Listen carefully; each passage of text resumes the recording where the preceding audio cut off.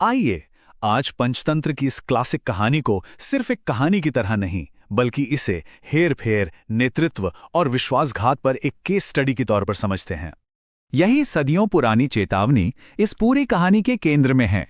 ये एक ऐसा सबक है जो आज भी उतना ही सच है, और इसी पर इस कहानी के दुखद अंत की नींव रखी गई है।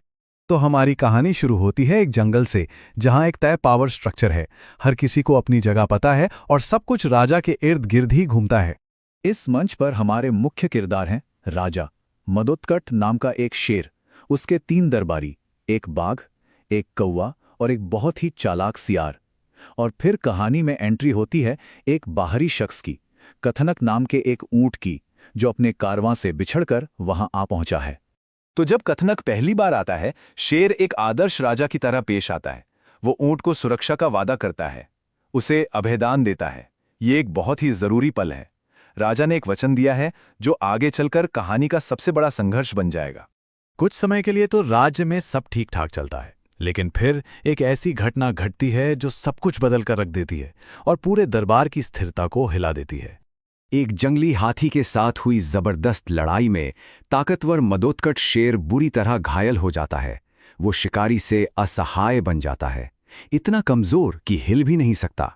जंगल का राजा अब शक्तिहीन हो चुका था। शेर की कमजोरी का मतलब सिर्फ उसकी कमजोरी नहीं था, क्योंकि जब शेर शिकार नहीं कर सकता तो उसके दरबारियों को, यानी कौवा, सियार और बाघ को भी खाना नहीं मिल रहा था। हताशा और भूख अब पूरे राज्य में फैलने लगी थी। और इसी हताशा के माहौल में एक शातिर दिमाग मौके की तलाश में था। कहानी का असली रणनीतिकार अब सामने आता है, सियार।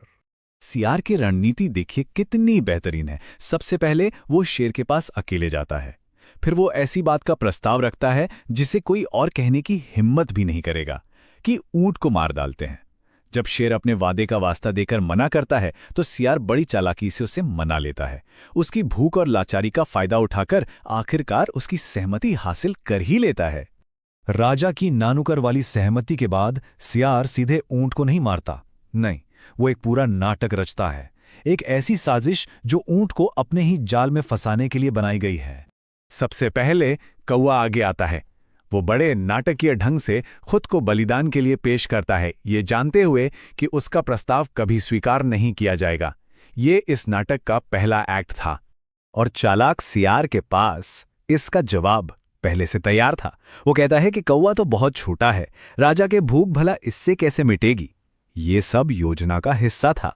इसके बाद सियार खुद आगे आता है और वही झूठा प्रस्ताव दोहराता है। वो वफादारी का एक पैटर्न बना रहा है, एक ऐसा माहौल बना रहा है जिसमें खुद को बलिदान के लिए पेश करना एक सम्मान की बात लगने लगे। और आखिर में बाघ भी इस नाटक में शामिल हो जाता है और वही शब्द दोहराता है। अब तक उन्होंने एक मजबूत सामाजिक दबाव बना दिया था। हर कोई राजा के लिए मरने को तैयार दिख रहा था। जाल अब उस भोले भाले ऊंट के लिए पूरी तरह से तैयार था। और अब कहानी अपने सबसे दुखद मोड़ पर पहुंचती है, जहां भोलापन चालाकी का शिकार होता है और नतीजा जानलेवा होता है। दूसरों के इस झूठे दिखावे को देखकर बेचारा भोला कथनक ऊंट, उसे भी लगता है कि यही सही काम है। लेकिन दूसरों के उलट उसका प्रस्ताव सच्चा था, दिल से था। और जैसे ही ऊंट अपनी बात खत्म करता है, बाघ और सियार उस पर टूट पड़ते हैं। कोई सवाल नहीं, कोई बहाना नहीं, नाटक खत्म हो चुका था। उन्होंने ऊंट को मार डाला और भूख से तड़प रहे राजा और उसके दरबारियों ने उसे खा लिया। विश्वासघात पूरा हो गया था। तो इस क्रूर और सोची समझी कहानी से क्या सीखा जा सकता है? ये सिर्फ एक जानवरों की कहानी से कहीं ज्यादा है। ये शक्ति, नैतिकता और इंसानी फितरत के बारे में एक बहुत बड़ा सबक है। ये कहानी 2 जबरदस्त चेतावनियां देती है। पहली, कथनक ऊंट जैसे भरोसेमंद लोगों के लिए, कि चालाक लोगों और उनकी मीठी बातों से हमेशा सावधान रहें। लेकिन दूसरी चेतावनी शायद ज्यादा गहरी है, और ये अनुयायियों के लिए है।